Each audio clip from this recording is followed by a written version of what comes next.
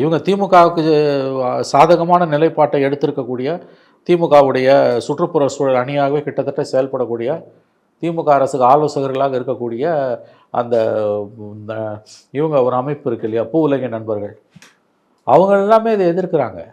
பூ உலகின் நண்பர்கள் எல்லாம் பரந்தூர் விமான நிலையத்தை எதிர்க்கிறார்கள். அவங்களாலே ஒரு கட்டத்துக்கு மேலே தங்களுடைய எதிர்ப்பை பதிவு செய்து இந்த அரசாங்கத்தை இந்த பரந்தூர் திட்டத்தை கைவிட செய்ய முடியல. விஜயோட முயற்சி நல்ல முயற்சி.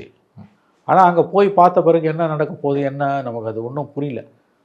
அவ்வளோ பெருந்தன்மையாக விஜய்க்கு திமுக அரசு அனுமதி கொடுத்ததும் சந்தேகத்தை கலப்புது. அவ்வளோ பெருந்தன்மையானவர்களா திமுககாரர்கள் அல்லது திமுக அரசு? இந்த மக்கள் கொதித்து போயிருக்கிறார்கள்.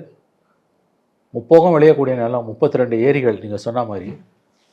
அதை யாராவது போய் ஒரு 2 நாள் அங்கே விசிட் பண்ணிட்டு எல்லாமே டீட்டெயிலாக கவர் பண்ணிட்டுலாம் வந்தோம். அதை யாராவது இன்னைக்கு கவனத்தில் வச்சுக்கிறாங்களா? இப்போ 2வது விமான நிலையம் வேறுனா வேறு எவ்வளோ இடம் இருக்காங்கப்பா. 2வது விமான நிலையம்னா தமிழ்நாடு சென்னை மூழ்கிடுமா, தலை மூழ்கிடுமா, குடியா போயிடும். யாராவது இந்த அட்டூழியத்தை பண்ணுவாங்களா? அப்புறம் சுற்றுப்புற சூழல் அணின்னு ஒன்று திமுகவில் வச்சுருக்கீங்களா? அது எதுக்கு வச்சுருக்கீங்க? இது என்ன ஒரு வெட்கங்கட்ட செயல், என்ன ஒரு முரண்பாடு? இல்லை, இங்கேருந்து ஏமாத்துறதுக்கு இந்த மாதிரி எத்தனை நாளைக்கு திமுக வேஷம் போடும்? சுற்றுப்புற சூழல் அணி இதை ஜெயலலிதா பண்ணால் நம்ம கேட்க வேண்டிய அவசியமே இல்லை. ஏன்னா அந்தம்மா அராஜகமாக மட்டும்தான் செயல்படுவாங்க. சிவில் லிபர்ட்டிஸை பற்றி, ஜனநாயக பண்புகளை பற்றி ஜெயலலிதாவுக்கு எந்த கவலையும் கிடையாது.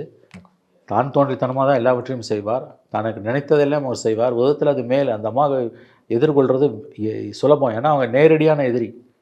திமுகவை போல் நம்ப வைத்து முதுகில் குத்தக்கூடிய துரோகத்தை ஜெயலலிதா செய்ததில்லை. எதாக இருந்தாலும் நேரடியான அணுகுமுறை தான்.